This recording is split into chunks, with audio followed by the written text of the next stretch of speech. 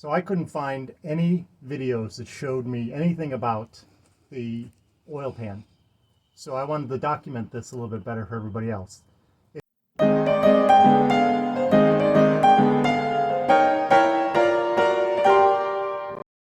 It's 1 1/8 to get the drain plug out. And it's 1/2 inch for the access cover. I previously drained my oil. So what we're doing today is to take the access cover back off and then put the gasket on. I had to wait for the gaskets.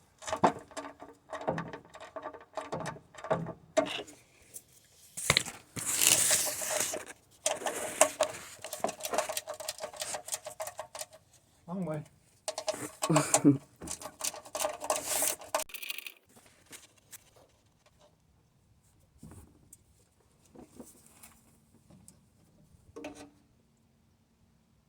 They each have a washer and a nut.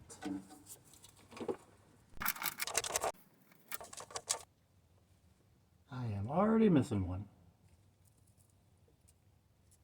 Should be 3. I only count 2.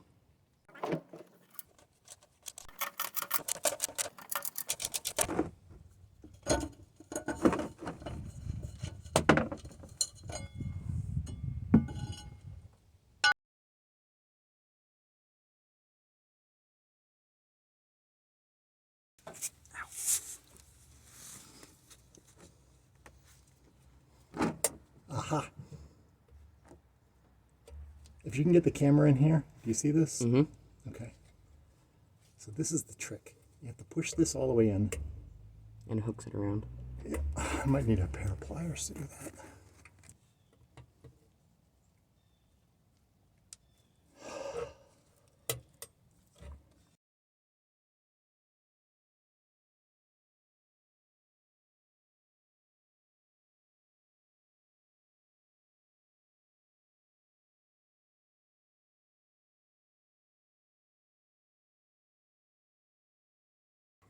You got this all?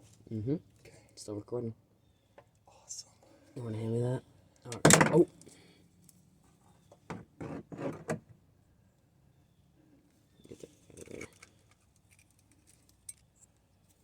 Awesome. Thank you. I'm going to stop this right here, pause for a minute, because I have to tell you that all the following efforts, which I'm going to fast forward through, resulted in no cleaning of the oil pickup strainer. And after I fast forward through all of this, because it's kind of amusing, all the different things I tried, I will show you the only thing that worked.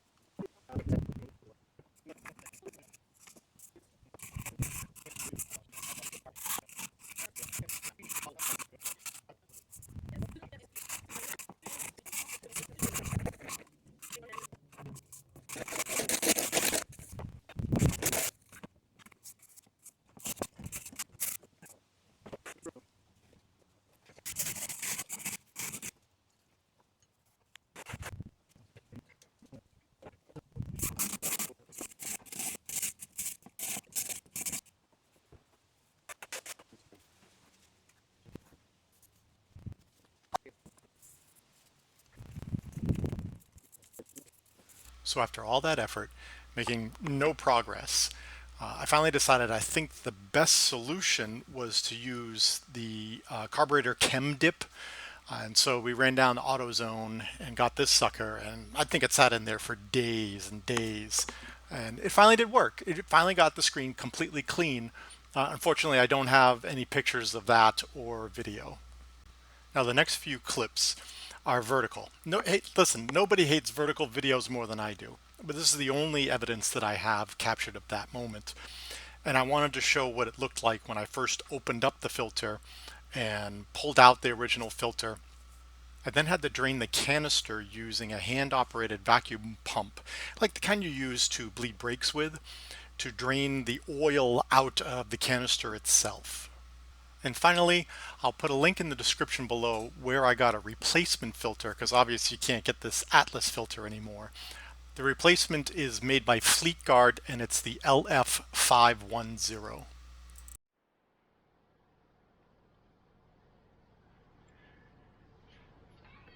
So as you can see, 7/16. And as I get it in here, it's just not quite right. And I have limited mobility. So I was going to try one of these 7/16. And see if this helps get in here at a better angle.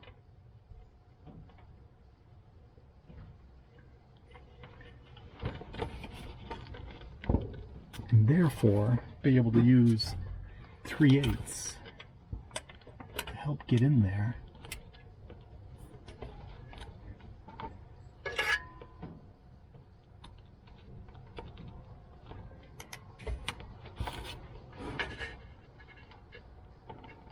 No, it's just not moving.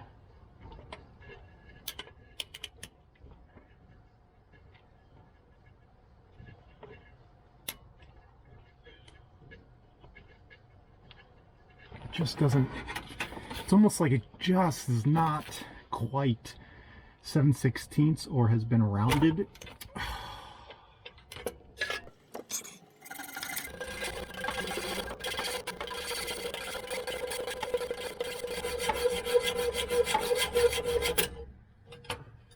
I'm stuck.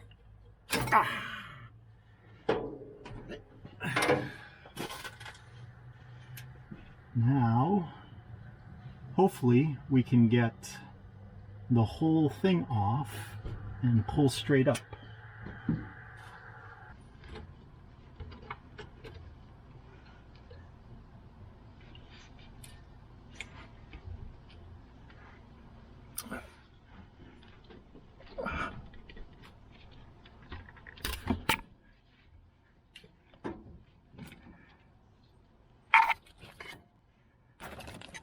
All right.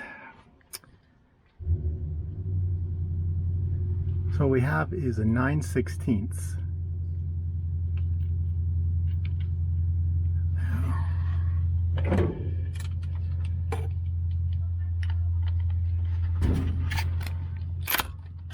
Yeah.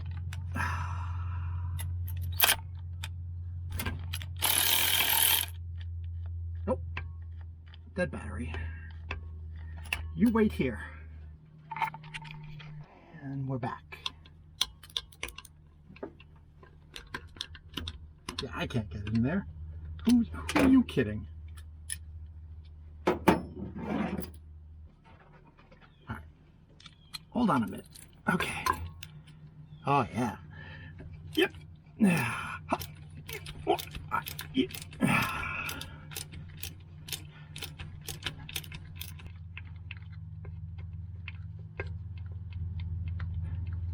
Yep.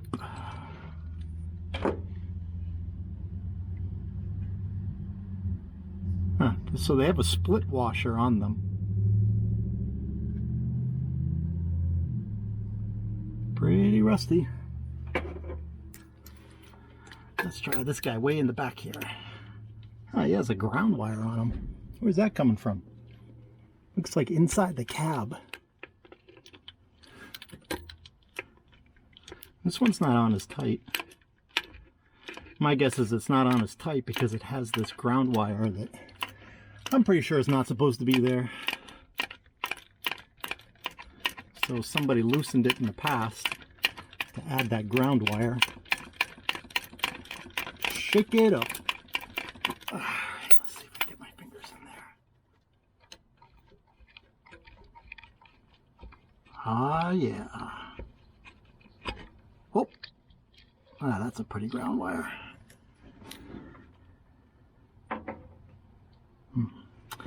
And now the last one.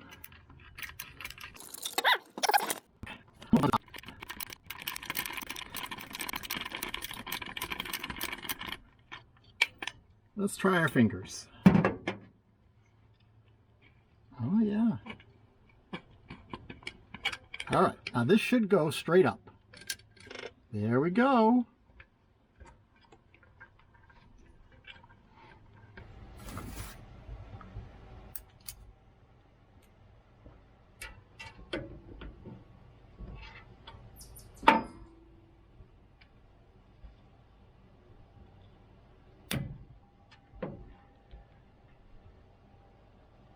That's not so bad.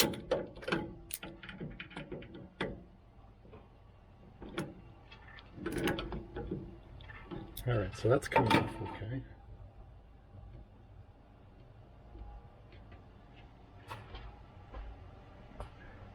So you can see, I was able to get that off with just the vice grips.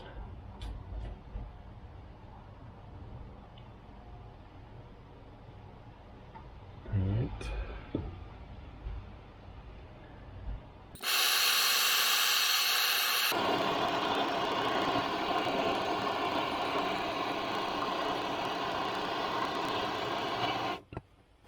Right.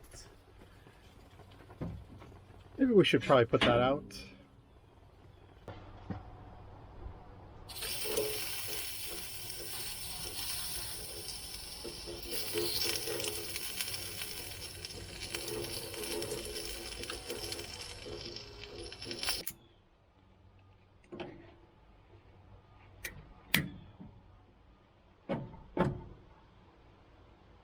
Nothing.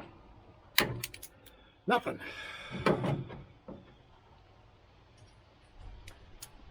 A little bit tighter.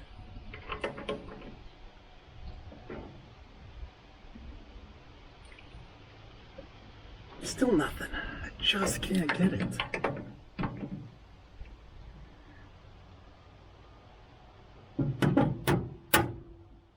Not any direction.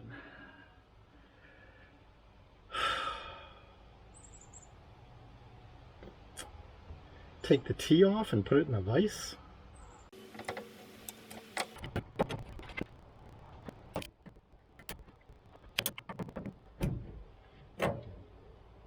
It's definitely brass.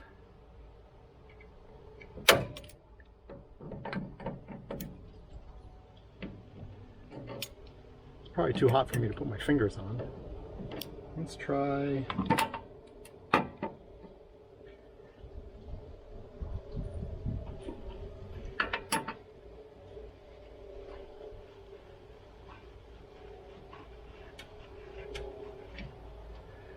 Okay.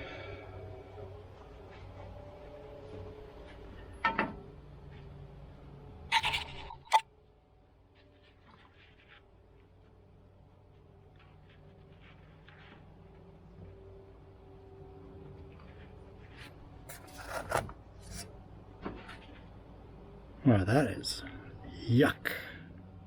Look at that end too. It's probably a good idea that I did take it off so I can clean it.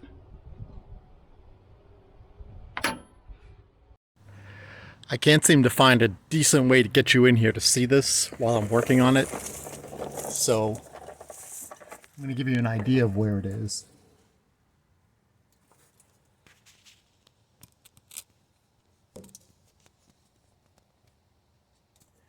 You can see the dipstick tube. Let me see if I can point my fingers at it.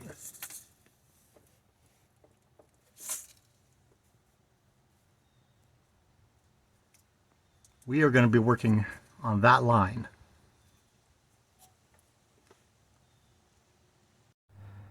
Okay, so I tried 7/16.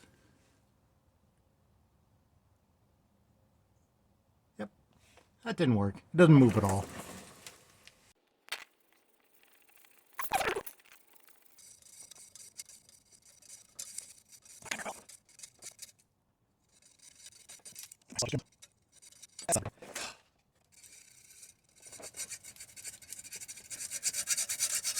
Success! Oh, oh.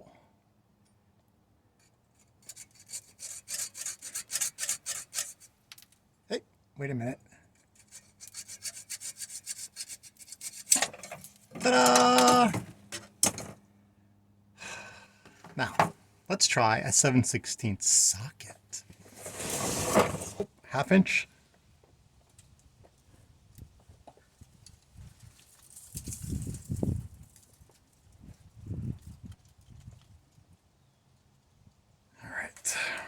All right, here we go. Easy does it.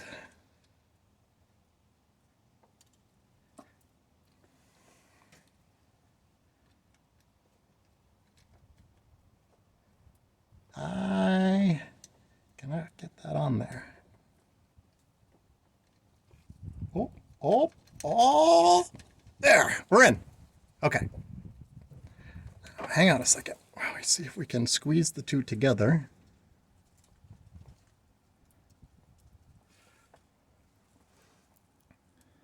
Yes!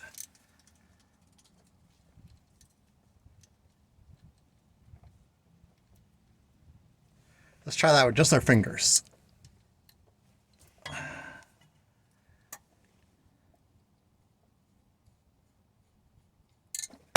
Ta-da!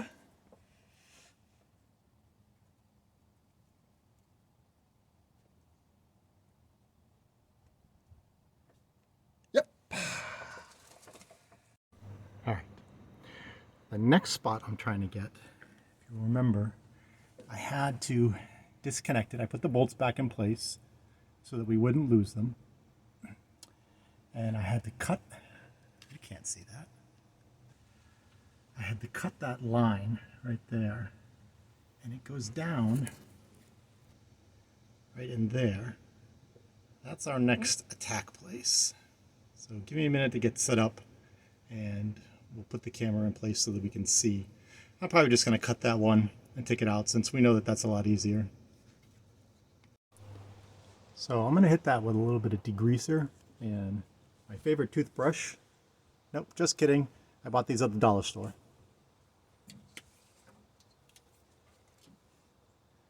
It's just what I have on the shelf. Let's work on my aim.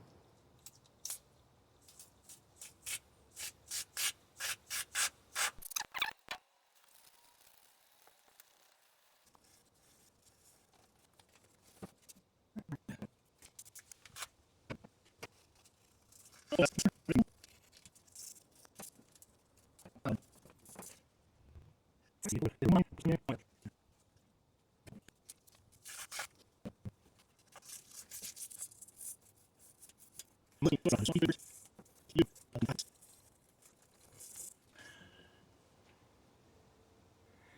better. It's not great. Let me hit it with something that's a little bit more powerful to clean. Alright, I put a little bit of simple green on there to help wash away some of the other stuff. And you can see it a lot better now. I wonder if I can zoom in.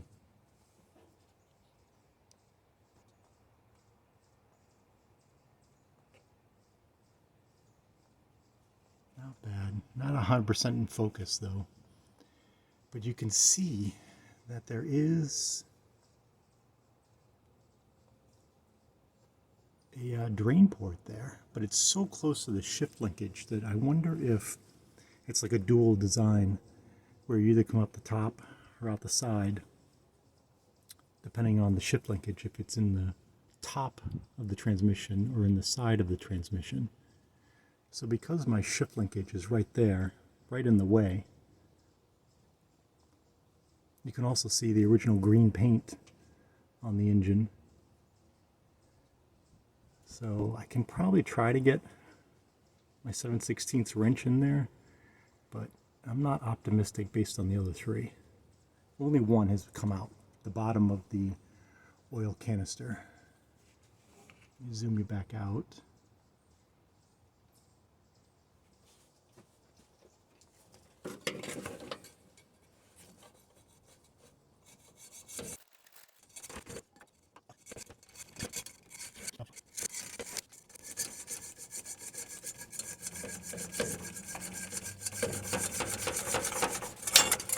I did it.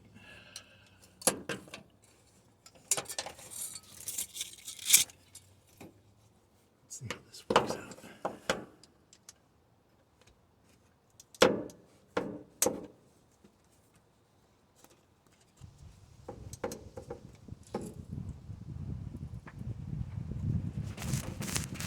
No, I just can't. It's in there, but I just can't. I did it. Yep, I did it. All right, let's try socket.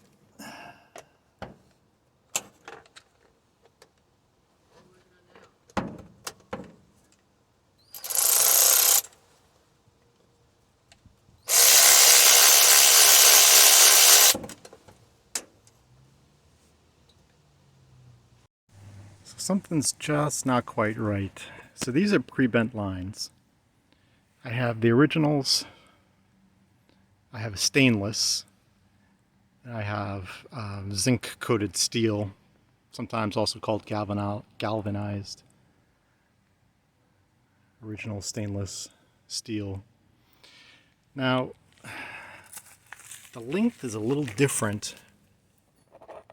I mean, I didn't even cut that much off. I cut right at, like this one. I cut right at the tip, so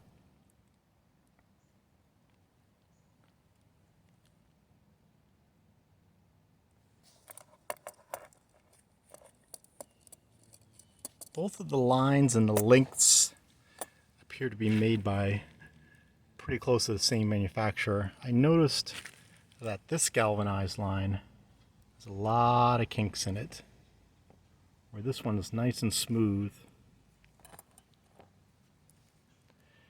What's weird is that on this line, I don't know if you can see it, but it turns down, and these turn up.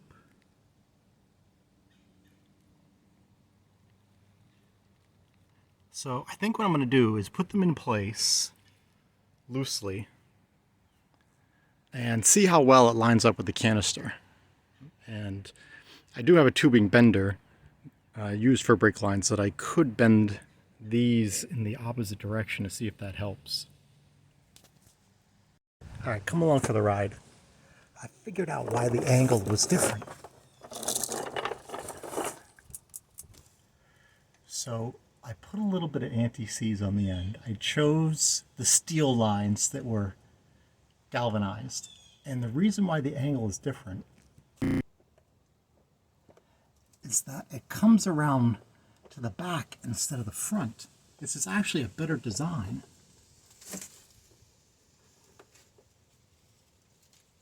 Try not to wash it out with the light here. But that's why the angle was different, because it came to the back to meet up with the other line in a more vertical fashion instead of the other twist. So I guess the best way to describe it here, see if I can get it behind the light. Instead of being in front of the steering box, it is now in the back of the steering box. So either this is a change in design on purpose, or the lines that I just took out weren't original. Because why would the replacement lines both have that bend differently? And this might be a problem. It is actually touching the shift linkage on the steering box.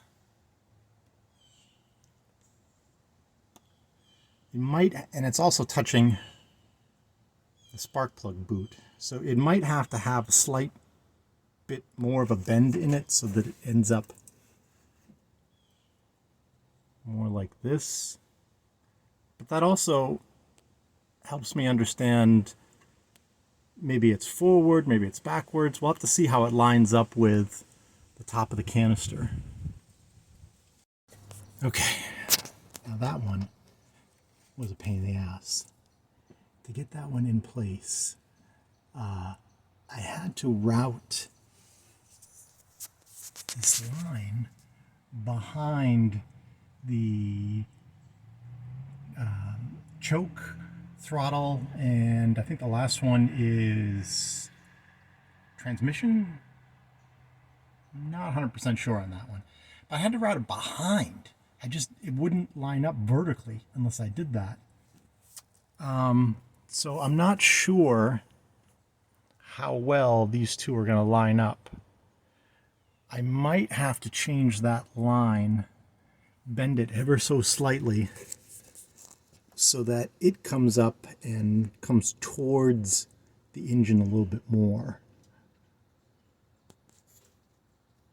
We'll have to see how it compares to this one, because this one has to come off of, I bent it just a little bit, it has to come off of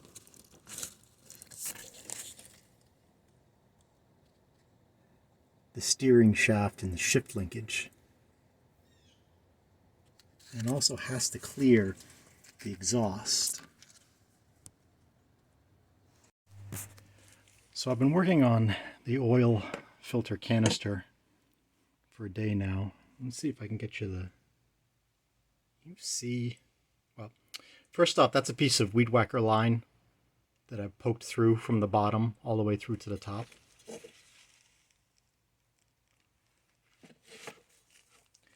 But can you see all the sludge in the bottom?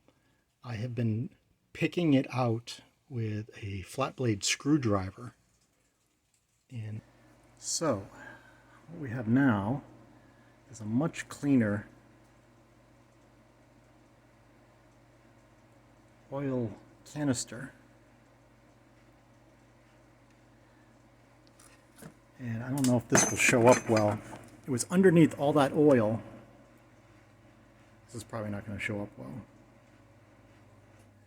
Anyhow, that little sticker above it, there we go. It says inlet.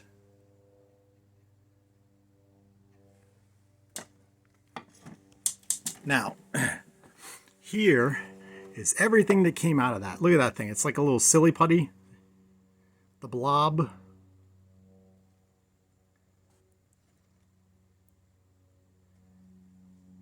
And all I used was Simple Green. My mom's favorite toothbrush. Nope, just kidding. It's a pack of 5 at the dollar store. And flat-bladed screwdrivers to scrape it out of there. The Union, the T, came out very well with just Simple Green, a little bit of SOS pads to get up in there, and so this will go back on very easily. Cleaned up really nice. and that goes on the inlet. One more piece. This was at the bottom of the canister and was covered in the sludge. And my guess is, again, that's by design. The engine itself is designed to have its sludge stored at the bottom of the engine. So I'm guessing that that's what that's for also, is that it keeps the oil filter itself off the bottom, allowing the sludge to build up and not interfere with the filter itself. And that's why it has these troughs and the standoff that fits at the bottom. But I just thought I'd point that out, that just slips right on. You can pull that out and it helps get the sludge off the bottom a lot easier. I don't know how well this is going to show up. There we go. You can see the wire, a little bit of twine, baling wire that I had. I was able to finally find the hole that allows the oil to drain back in through the center of the filter and poke a wire all the way through both sides, because there's an opening on both sides. And so now I can finally understand and figure out how the oil gets back in. And the issue was it's just so dirty you couldn't even see that. But now you can.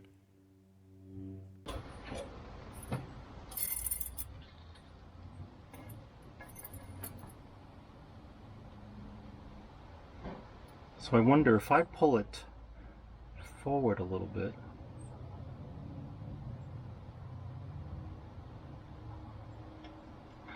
and then down,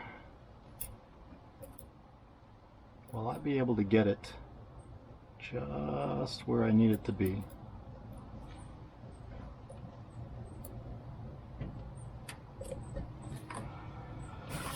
I don't like the way it would be rubbing.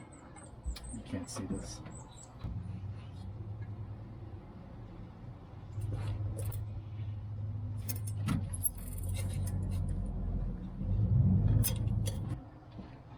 I'm going to put a little bit of anti-seize on my finger here.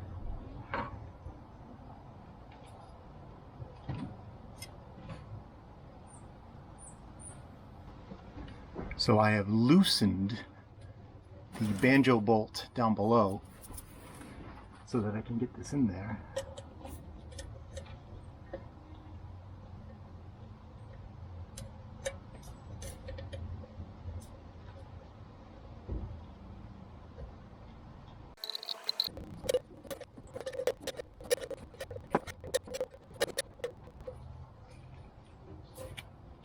Alright, it's just barely tight. Now let's see if I can bend this a little bit or twist it so that it keeps it off of the steering box. There. I can fit about a finger under there, so I'm pretty happy with that. So let me tighten it from below now. And now tighten from above.